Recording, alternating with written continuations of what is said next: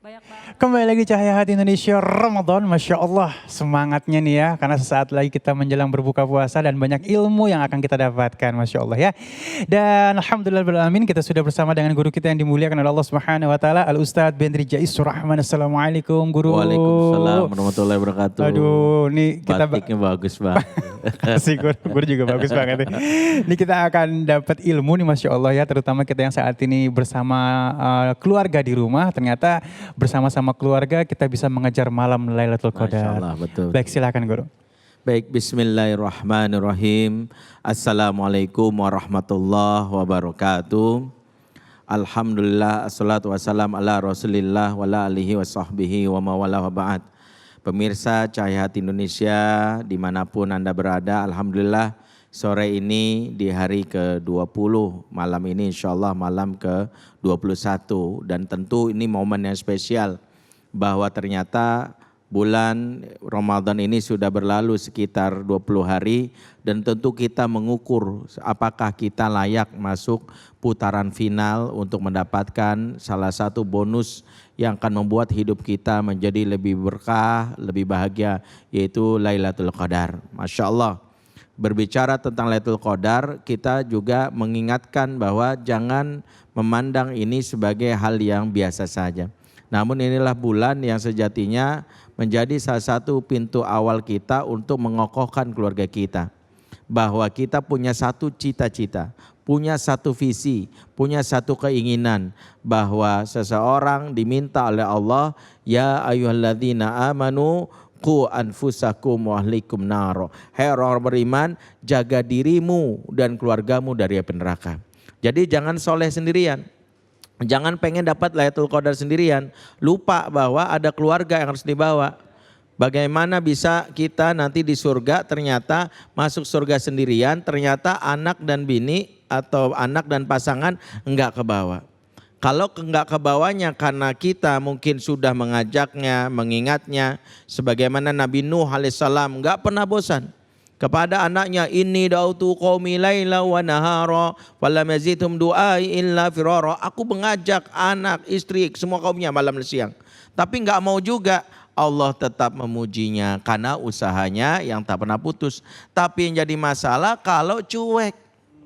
Ada bapak cuek, bodoh amat, yang penting gua dapat malam Lailatul Qadar. Nanti di hari kiamat anak akan menggugat sang ayah. Anak akan protes sama Allah. Allah, saya tahu bapak saya rajin banget ibadahnya, sholat tahajud sampai jidatnya hitam. Ya, dipentokin tiap sujud. Dia kalau baca Quran, ya Allah bagus banget. Tapi gak pernah mikirin yang namanya anaknya. Gak pernah sekalipun, nak mau Lailatul Qadar siap-siap. Nah, ayah yang kayak gini kelak bangkrut. Bangkrutnya kenapa? Karena bisa jadi Allah akan mengambil amalannya, kemudian diberikan pahalanya kepada sang anak, dosa anak dikembalikan ke si bapak. Waliyazubillah. Maka kita diingatkan, momentum ini momentum untuk ngajak keluarga bareng-bareng, masuk surga bareng-bareng. Ngajak pasangan masuk surga bareng, ngajak istri, ngajak anak juga masuk surga bareng. Bahwa kita mengharapkan momentum ini bahwa semua anggota keluarga dapat keutamaan Lailatul Qadar. Nah, untuk bisa mengupayakan hal itu maka nggak bisa ujuk-ujuk. Ada bapak saking semangatnya langsung aja ya anaknya malam-malam bangun tahajud nggak sholat gaprok nih.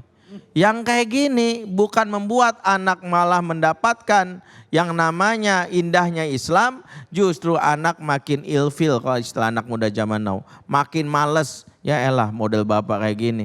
Ini bapak jangan-jangan ya mantan presiden Korea Utara nih.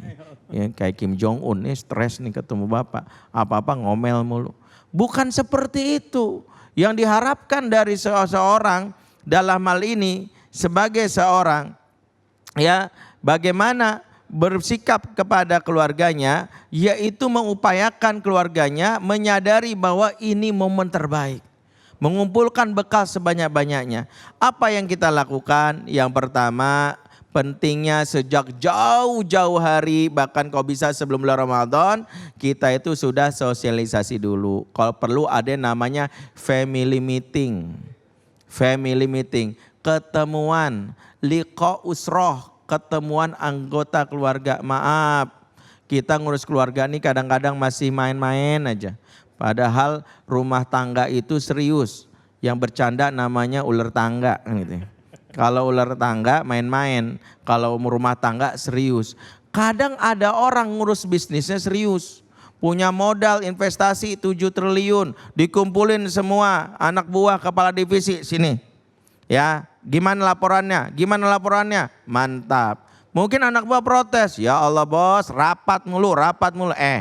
Gue serius, bisnis ini nggak boleh rugi. Gue udah tanam investasi 7 triliun, masa rugi? Maka ada rapat yang namanya bisnis. Ada orang rapat dalam hal misalnya sebagai kepala lembaga. Kepala misalnya dia organisasi, nggak usah jauh-jauh, DKM masjid aja rapat. Ada target mengumpulkan zakat selama Ramadan atau selama setahun 1M atau 5M. Kemudian membuat supaya jamaah subuh lebih banyak. Maka ada ketemuan setiap malam Jumat habis ngaji, semua kepala divisi sama ketua DKM dikumpulin. Sampai mungkin yang protes, Ustadz kita kayaknya rapat mulu dah. Serius, ini amanah umat, DKM masjid dituntut untuk membuat program gini. Maka kita rapat. Khusus untuk bisnis ada rapat. Khusus untuk DKM, organisasi ada rapat. Keluarga punya tujuan, masuk surga bareng gak pernah rapat. Astagfirullah. Coba deh cek, gak pernah rapat itu bentuk keluarga tipe terminal. Tahu keluarga tipe terminal? Yang cuman transit doang kalau lewat.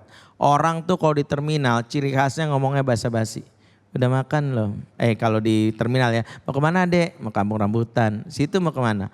Mau ke Lebak Bulus. Ada apa Lebak Bulus? Bentar bisa lewat, kabur. Nggak pernah orang rapat di terminal kecuali petugas terminal. Makanya kalau orang di terminal basa-basi, keluarga yang ketemuan cuman basa-basi, udah makan belum? Udah PR udah belum? Hari ini udah hafal jam berapa? Pak, kira-kira nanti gimana caranya supaya kita bisa mendapatkan Lailatul Qadar ya? Nanti aja lah. Nggak pernah rapat. Inilah salah satunya. Kalau saya bilang rapat, jangan rapat keluarga menjelang anak nikah doang. Ya menentukan nih sewa cateringnya sama Haji Dudung apa Haji Barkah ya.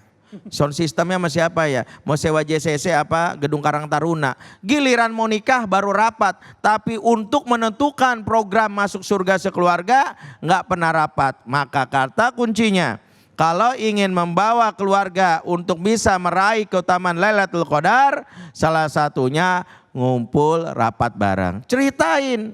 Mungkin ada anak yang nggak tahu, nak tahu Lailatul Qadar nggak? Laila kan tetangga kita yang cakep itu pak. Ya elah. Ngomongin tetangga, Lailatul Qadar tuh malam yang ditentukan ketetapan di dalamnya. Diturunkan Al-Quran, diturunkanlah malaikat mendoakan. Bahkan catatan setahun ke depan tentang takdir hidup kita. Tentang bagaimana kebaikan kita. Itu ditentukan malam itu. Masya Allah. Selama setahun itu nanti gimana kejadian tergantung malam itu. Sungguh-sungguh ya nak, ibadah hari itu akan membuat yang namanya kita mendapatkan keutamaan. Maka Bapak dalam hal ini memberikan gambaran sampai rapat itu seolah-olah anak tuh punya visi yang sama. Wow. Jadi kita walaupun umur cuman sampai 60 tahun Pak, ibadah kita bisa sampai ratusan tahun. Iya. Bayangkan umur umat terdahulu kan panjang-panjang tuh. Nabi Nuh 1000 tahun lebih, ada yang sampai Nabi Adam 1000, rata-rata ribuan. Kalau ngejar umur mereka nggak nyampe, rugi kita. Tapi kalau ingin mengejar amalannya, salah satunya ngejar Lailatul Qadar. Kamu ketemu malam itu, mantap. Itulah kebahagiaan. Mau nggak dapat itu? Mau Pak. Nah, kalau anak udah mau, bikin yang berikutnya daily rundown. Bahwa nak, untuk bisa masuk ke malam Lailatul Qadar, orang tuh punya syarat peserta Lailatul Qadar tuh ada. Jadi nggak ujuk-ujuk, nyantai aja. Hari pertama sampai 20 Ramadan ngorok tidur. Ngaku-ngaku, Pak tidur sampai asar. Ini namanya ibadah Pak. Mentang-mentang tidur katanya ibadah walaupun hadisnya doif, tidurnya sampai asar. Hari ini gue ibadahnya lama banget. Ya, dari subuh sampai zuhur ibadah terus, ngapain tidur? Ya dia bangunin, ya ada yang ngaku tidur, bangun. Ya tidur mulu bangun, ya tidur ibadah. Ya yang kerja yang ibadah. Wah kalau gitu dia tidur di tempat kerja. Lebih ibadah lagi kata dia. Bayangkan ini yang ngaconya kayak gitu. Bukan gitu. Kita bikin jadwal. Biasakan anak-anak punya agenda harian. Ya ayyuhalladzina amanu taqullah wa tanzur nafsum ma qaddamat lighad.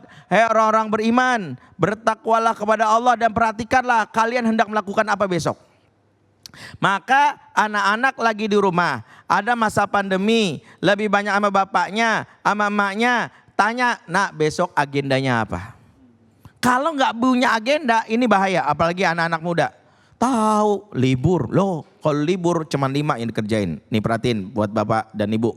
1, tidur lagi. 2, nonton TV. 3, main gadget.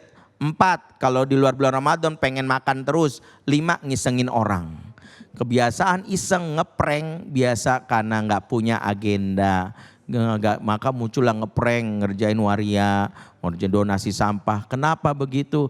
Karena bermula dari nggak punya agenda harian. Jangan sampai Ramadan ini anak kita nunggu beduk sahur lagi, beduk maghrib, akhirnya nggak punya jadwal, nggak tahu bahwa tilawah itu manfaatnya apa.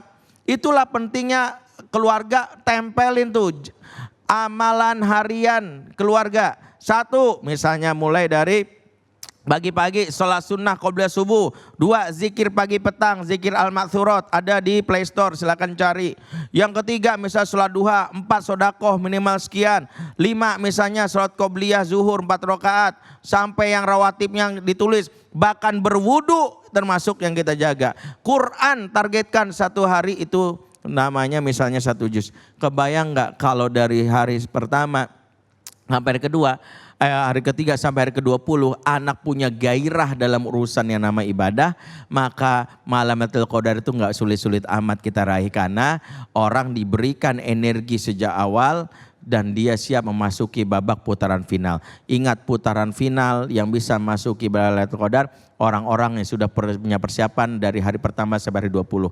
Maka mulailah ayah dan bunda semua yang ada dimanapun mengingatkan. Kalau udah terlambat gimana Ustadz? Masih bisa.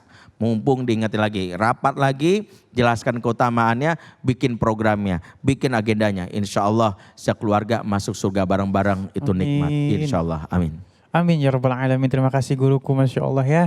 Dan insya Allah saat lagi kita akan bertemu dengan guru kita Ustazah Lulu Mumtazah dengan subtema Muslimah dan Lailatul Qadar. Tetap bersama kami di Cahaya Hati Indonesia Ramadan.